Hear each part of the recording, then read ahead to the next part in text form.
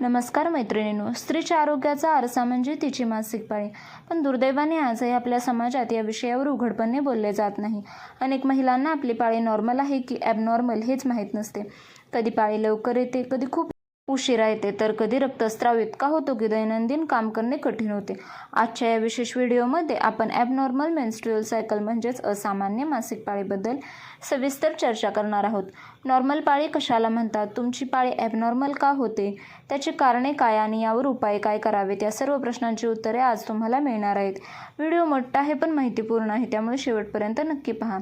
तर सुरुवातीला पाहूया मासिक पाळी म्हणजे काय, म्हणजेच व्हॉट इज मेन्स्ट्रुअल सायकल.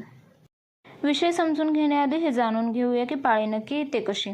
प्रत्येक महिन्यात स्त्रीच्या शरीरात गर्भधारणेसाठी तयारी होत असते. अंडाशयातून म्हणजेच ओव्हरीजमधून एक स्त्रीबीज बाहेर येते आणि गर्भाशयाचे अस्तर म्हणजेच युटराईन लायनिंग जाड होते. तर गर्भधारणा झाली नाही तर हे अस्तर आणि रक्त योनिमार्गातून बाहेर पडते. यालाच आपण मासिक पाळी म्हणतो. जाणून घेऊया नॉर्मल पाळी म्हणजेच नॉर्मल मेन्सेस म्हणजे काय. तर नॉर्मल मासिक पाळीची सायकल ही 21 ते 35 दिवसांच्या दरम्यान असते. सरासरी 28 दिवस असते. रक्तस्रावाचे म्हणजेच ब्लिडिंगचे दिवस 3 ते 7 दिवस असतात. रक्ताचे प्रमाण म्हणजे दररोज 2-3 पॅड्स तुम्ही बदलणे सामान्य असते. थोडीशी पोटदुखी किंवा कंबरदुखी सामान्य मानली जाते. होती नॉर्मल मेन्स्ट्रुअल सायकल म्हणजेच मासिक पाळीचे. ॲबनॉर्मल मासिक पाळी म्हणजे काय, तर 21 दिवसांच्या आत किंवा 35 दिवसानंतर पाळी येणे, सलग 3 महिने पाळी न येणे म्हणजेच ॲमेनोरिया, 7 दिवसांपेक्षा जास्त काळ रक्तस्राव ब्लिडिंग होणे म्हणजेच मेनोर्जिया, खूप जास्त वेदना होणे ज्यामुळे तुम्ही अंथरुणाला खिळता किंवा झोपून जाता, 2 पाळीच्या मध्ये रक्तस्राव होणे, स्पॉटिंग होणे, ह्या गोष्टी ॲबनॉर्मल मासिक पाळीमध्ये आढळून येतात. असामान्य पाळीची प्रमुख कारणे म्हणजेच हार्मोनल असंतुलन. इस्ट्रोजन आणि प्रोजेस्टेरॉन हे 2 मुख्य हार्मोन्स पाळी नियंत्रित करतात. यात बिघाड झाला की पाळीचे चक्र विस्कळीत होते. तसेच PCOS आणि PCOD हा आजार अंडाशयात छोट्या गाठी निर्माण करतो ज्यामुळे ओव्ह्युलेशन होत नाही आणि पाळी लांबते. तसेच थायरॉईडच्या प्रॉब्लेममुळे थायरॉईड्स ग्रंथी शरीरातील मेटाबॉलिझम आणि हार्मोन्स नियंत्रित करते. हायपर किंवा हायपोथायरॉईडमुळे पाळी कमीत होते. तसेच फायब्रॉइड्स म्हणजेच युटेराईन फायब्रॉइड्स, गर्भाशयात होणाऱ्या गाठी, बहुतेक वेळा साध्या गाठी, यामुळे अतिरिक्त स्राव आणि वेदना होतात. तसेच एंडोमेट्रायसिस, गर्भाशयाचे अस्तर गर्भाशयाच्या बाहेर वाढू लागते ज्यामुळे अत्यंत वेदनादायी पाळी येते. तसेच ताणतणाव, स्ट्रेस, जेव्हा आपण जास्त ताण घेतो तेव्हा मेंदूतील हायपोथॅलॅमस भाग जो हार्मोन्स नियंत्रित करतो त्या कामात अडथळा आणतो. तसेच वजन कमी किंवा जास्त असणे, अतिव्यायाम किंवा कुपोषणामुळे शरीर हार्मोन्स तयार करणे बंद करते. तर लठ्ठपणामुळे इस्ट्रोजन वाढून पाळी अनियमित होते. मासिक पाळीतील रक्ताचा रंग सांगतो तुमचे आरोग्य कसे आहे. तर भडक लाल रंग म्हणजेच ब्राईट रेड रंग हे ताज्या रक्ताचे लक्षण असून पाळीचा प्रवाह व्यवस्थित असल्याचे दर्शवते. गडद तपकिरी किंवा काळा रंग म्हणजे डार्क ब्राऊन किंवा ब्लॅक रंग हे जुने रक्त असते. पाळीच्या सुरुवातीला किंवा शेवटी हे दिसणे सामान्य आहे. तसेच गुलाबी म्हणजे पिंकिश कलरमध्ये जे ब्लड असते त्या रक्तामध्ये गर्भाशयातील पाणी म्हणजे सर्वायकल फ्लुइड मिसळल्यास असा रंग येतो. कधीकधी हे लोह कमी असल्याचे लक्षण असू शकते. करडा किंवा राखाडी हे इन्फेक्शनचे लक्षण असू शकते. अशावेळी त्वरित डॉक्टरांना भेट द्या. पाळीच्या दरम्यानच्या वेदना सामान्य की गंभीर.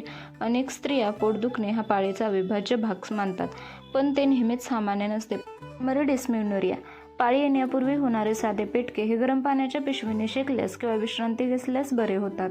सेकंडरी डिस्मेनोरिया, जर वेदना इतक्या तीव्र असतील की तुम्हाला कामावर जाता येत नसेल, कोणते काम करू वाटत नसेल किंवा पेनकिलर घेतल्याशिवाय फरक पडत नसेल, तर हे एंडोमेट्रायटिसचे लक्षण असू शकते. जेव्हा तुम्ही डॉक्टरांकडे जाता तेव्हा कोणत्या गोष्टी तपासाव्या, तर त्यातील कोणतीही लक्षण जाणवून येत असेल तर UAG करावे, थायरॉईड प्रोफाईल चेक कराव्या, T3, T4, TCH हे चेक करावे, CBC काउंट आपला चेक करावा. तसेच hormonal profile, estrogen, progesterone, prolactin आणि टेस्टोस्टेरॉनची पातळी तपासावी. पाहूया स्पॉटिंग म्हणजे काय. तर इंटरमेन्स्ट्रुअल ब्लिडिंग म्हणजेच 2 पाळीच्या मध्ये हलके डाग दिसणे याला स्पॉटिंग म्हणतात. याची कारणे काय असू शकतात, तर गर्भनिरोधक गोळ्यांचा वापर, ओव्ह्युलेशन म्हणजे स्त्रीबीज बाहेर येताना काही स्त्रियांना थोडे डाग दिसतात. तसेच गर्भाशयाच्या मुखाला सूज किंवा इन्फेक्शन असेल किंवा अतिताणतणाव असेल तर हे स्पॉटिंग आपल्याला आढळून येते. मासिक पाळी आणि मानसिक आरोग्य म्हणजेच पाळी येण्यापूर्वी चिडचिड होणे सामान्य आहे, पण जर तुम्हाला टोकाचे नैराश्य, आत्महत्येचे विचार किंवा खूप जास्त राग येत असेल तर त्याला PMDD म्हणजे प्रीमेन्स्ट्रुअल मेटाबॉलिक डिसऑर्डर असे त्याला म्हटले जाते. हे रक्तातील हार्मोनच्या बदलामुळे मेंदूतील सेरोटोनिन कमी झाल्यामुळे होते. याच्यावरती उपाय म्हणजे कॅल्शियम आणि व्हिटॅमिन B6चे सेवन वाढवावे. गरज पडल्यास काउन्सिलिंग करावून घ्यावे. पाळीच्या स्वच्छतेचे नियम म्हणजेच असामान्य पाळीमुळे होणारे इन्फेक्शन टाळण्यासाठी 4 ते 5 तासांनी सतत पॅड बदलणे. मेन्स्ट्रुअल कप यूज करत असाल तर एक आधुनिक आणि सुरक्षित पर्याय आहे. तो 10 ते 12 तास वापरता येतो आणि पर्यावरणासाठी चांगला आहे. तसेच साबणाचा वापर टाळा. योनिमार्गाची जागा स्वच्छ करण्यासाठी कडक साबण वापरू नका. फक्त कोमट पाणी पुरेसे आहे. यामुळे pH बॅलन्स बिघडत नाही.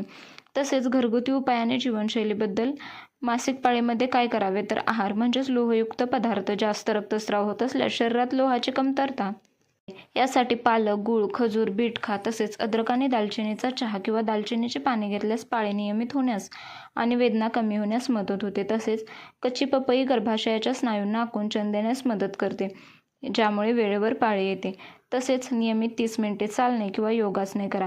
भुजंगासन किंवा बद्ध कोणासन गर्भाशयाच्या आरोग्यासाठी सर्वोत्तम आहेत. तसेच ताण नियंत्रण करण्यासाठी पुरेशी 7 ते 8 तासांची झोप घ्या. प्राणायाम करा. नैसर्गिकरित्या पाळी नियमित करण्याचे 3 घरगुती काढे आहेत.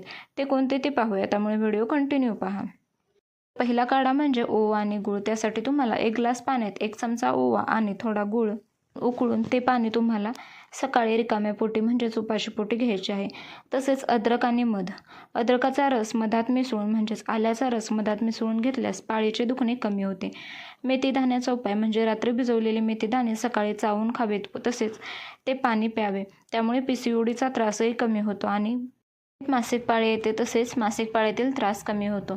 आहारातील विशेष घटक कोणते घ्यावे तर पाळी नियमित करण्यासाठी सीड सायकलिंगचा वापर करावा. म्हणजे पहिल्या 1 ते 14 दिवसांमध्ये 1 चमचा अळशी आणि 1 चमचा भोपळ्याच्या बिया हे खावे. तसेच 15 ते 28 दिवसामध्ये 1 चमचा तीळ आणि 1 चमचा सूर्यफुलाच्या बिया हे आपल्या आहारामध्ये घ्याव्या. तसंच थायरॉइड आणि पाळीचा संबंध काय तर थायरॉइड ग्रंथी आपल्या शरीरातील मास्टर कंट्रोलर आहे. हायपोथायरॉइड यात पाळीमध्ये खूप जास्त रक्तस्राव होतो किंवा पाळी लांबते. हायपरथायरॉइडिझम यामध्ये ब्लिडिंग कमी होते म्हणजेच रक्तस्राव कमी होतो किंवा 2-3 महिने मेन्स्ट्रुअल सायकल किंवा पाळी येतच नाही. पाळी अनियमित असल्यास सर्वात आधी TCA ची रक्ताची चाचणी करणे सोपे आणि स्वस्त पडते. पाहूया पाळीच्या वेळी काय खाऊ नये तर चुकीचा आहार वेदना वाढवू शकतो. जास्त मीठ. पाळीच्या काळात मीठ जास्त खाल्ल्याने शरीरात पाणी साठते म्हणजेच ब्लोटिंग होते आणि पोट फुगल्यासारखे वाटते. तसेच तळलेले पदार्थ म्हणजे समोसे, वडापाव किंवा तेलकट पदार्थ पचन बिघडवतात. त्यामुळे पाळीचे पेटके वाढतात म्हणजेच ॲब्डोमिनल क्रॅम्प्स किंवा ॲब्डोमिनल पेनचे प्रमाण वाढते.